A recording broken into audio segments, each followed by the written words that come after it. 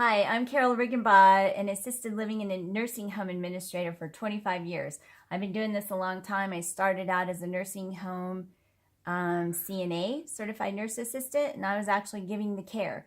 So, of all this time that I've been doing this work and managing an assisted living and a nursing home, and I have my own home health agency, I've been subscribing to agingcare.com to just see what some of the questions are that are coming in. And there's a lot of us that are answering the questions through this website, but I just thought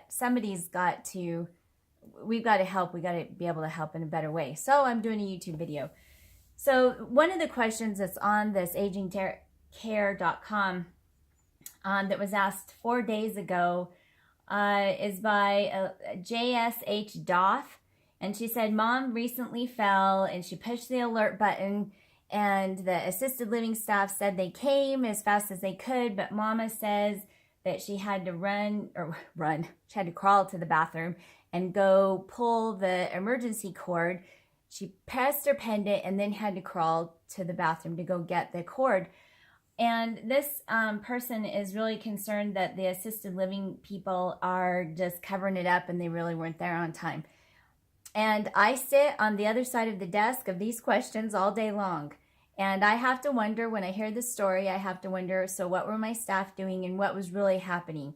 And I could go into that, but I'm going to go in from the perspective of being a daughter. If I was on the other side of my desk, and what would be the most effective when you're dealing with people like me? You're dealing with the administrator and the ownership and the staff. So number one, the question that she posed on here was, do ALs keep electronic records of medic alert calls? So to answer that question specifically, some of us who have sophisticated call systems, we do keep track of the call and we can see it on our computer system when somebody presses their pendant, when we acknowledged it, and then we carry a little device that we have to reset the pendant. So I can tell immediately, I can just run this report off the computer and see how long did it take for my staff to really get there. I love it. I absolutely love it. I'm in a newer building right now, and so I have that system. Depending on how old the building is and what kind of system they have in place where this mom is at, I can't really ask that without or answer that without more information. If they don't keep track of it through a computer system, which by the way, it doesn't go in the medical records, that's not standard operation that we'd put that in the medical record. So you asking for the medical record isn't going to give that to you. And if they do have the electronic system, if they are recording it, that's up to the administrator, whether they give it to you or not, and how much you want to get into that with the administrator. But irregardless, that's a whole nother can of worms.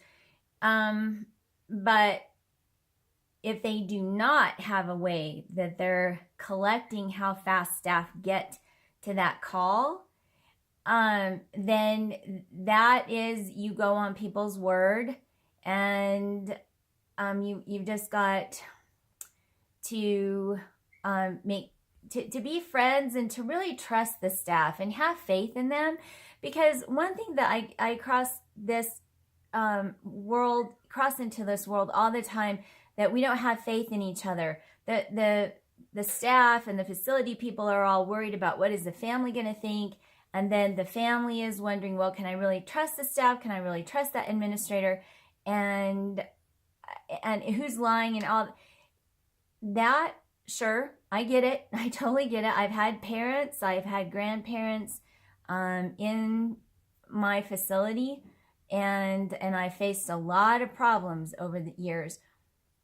However, the longer I do this, the more I understand that we have to have faith into each other, and whatever you believe about me, or whatever I believe about you, the bottom line is that you have a mama with me, and you got to trust me and have faith in me. I got to have faith in you that you really want to be with me, and so that I can pass that on to my crew, because you have to remember, we're caregivers. We got into this line of work because we love it. We did not get into it for the pay. We did not get into it because We get lots of kudos all day long. We take a lot of hits. We get beat up. And quite frankly, as more and more caregivers get beat up, they are going to leave the field. There's no sense in it to them. And I don't blame them. So I honestly believe until we as people in this world and working together, and as the aging population comes, we've got to be able to trust each other and have faith in each other.